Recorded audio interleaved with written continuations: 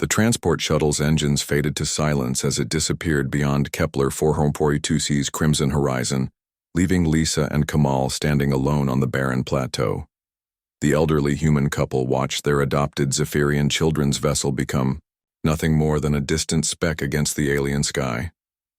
60 years, Lisa whispered, her weathered hands trembling slightly. 60 years we raised them, loved them, sacrificed everything for them. Kamal placed a protective arm around his wife's shoulders, his own eyes reflecting the same hurt and bewilderment. At 78 and 81 respectively, they had been deemed expired assets by the Galactic Council's new efficiency protocols. Their Zephyrian children, Vex and Kira, had reluctantly complied with the mandate to relocate their aging human guardians to this retirement world.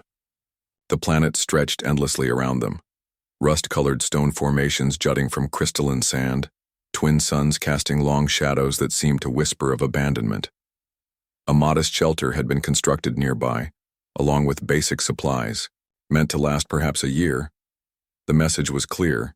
This was where humans came to die quietly, without burdening the galaxy's more productive species. The children said they'd visit, Kamal said, though his voice carried no conviction. Lisa squeezed his hand. They won't. The Zephyrians never could handle emotional attachments. We knew this day might come. As the first week passed, the couple established a routine. Kamal tended their small hydroponic garden while Lisa explored the immediate area, her xenoarchaeologist training never fully dormant despite decades of domestic life. The planet seemed utterly lifeless. No vegetation, no wildlife, just endless expanses of stone and sand beneath the burning twin suns. On the 8th day, Lisa discovered something extraordinary. "Kamal!" she called from a crevice between two towering rock formations. "You need to see this." Hidden within the stone walls were markings, not Zephyrian, not from any known galactic civilization. The symbols were crude but purposeful, carved deep into the crystalline substrate. As Lisa traced them with her finger, they began to glow with a soft blue light. "These aren't natural formations," she breathed. "Someone was here before. Someone human." The glowing intensified, and suddenly a section of the wall slid away with a deep rumble.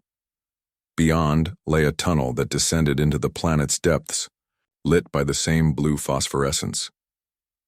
Kamal arrived breathless, his walking cane clicking against the stone. "Lisa, what have you found?" "Our inheritance," she said with growing wonder. The tunnel led to a vast underground chamber filled with technology unlike anything either had seen in their decades among the galactic community. Crystalline computers hummed with quiet energy. Holographic displays showed star maps of impossible complexity, and at the center stood a massive construct that pulsed with the rhythm of a heartbeat. A voice emerged from the walls themselves, speaking in perfect English. "Welcome, descendants, we have been waiting." The chamber filled with ghostly blue figures, humans, but not quite. Their forms flickered between solid and translucent, and their eyes held the weight of eons. "Who are you?" Lisa asked, her scientific mind overriding her fear. "We are the first wave," the lead figure replied. "Humanity's earliest explorers, sent out before the other species discovered us. We found this place 1,000 years ago and chose to become something more, guardians of humanity's true potential." The figure gestured to the central construct. "This is why the other species fear us, why they seek to marginalize and discard us. Human consciousness, when properly channeled, can transcend physical limitations. We became one with this world's quantum field, preserving ourselves to guide future generations." Kamal leaned heavily on his cane, overwhelmed. "But we're old, forgotten. Our own children abandoned us." "Because they fear what you represent," another figure interjected. "Human resilience, human love, human refusal to accept limitations.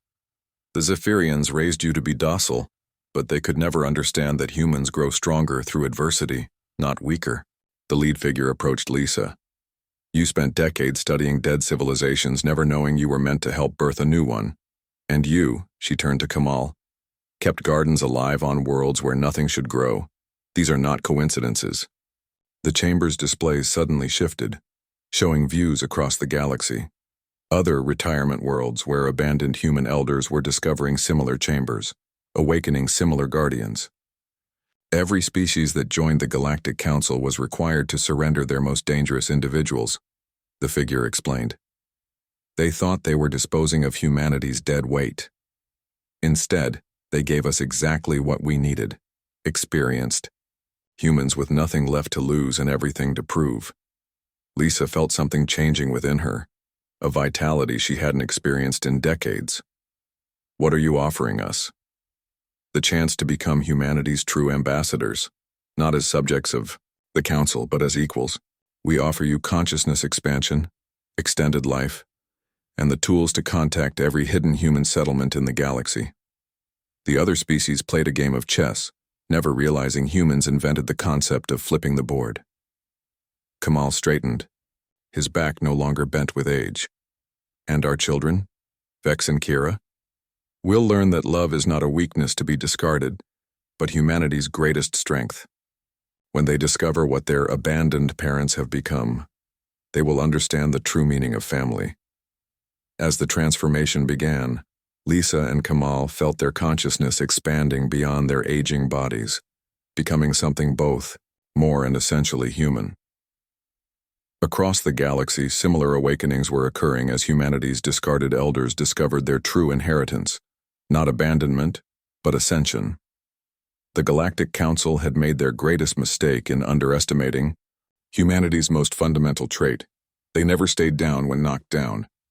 They got back up, adapted, and came back stronger. The elderly couple who had been left to die on a lonely planet had instead found their purpose as harbingers of humanity's next evolutionary leap. The inheritance they claimed wasn't wealth or power, it was the future itself.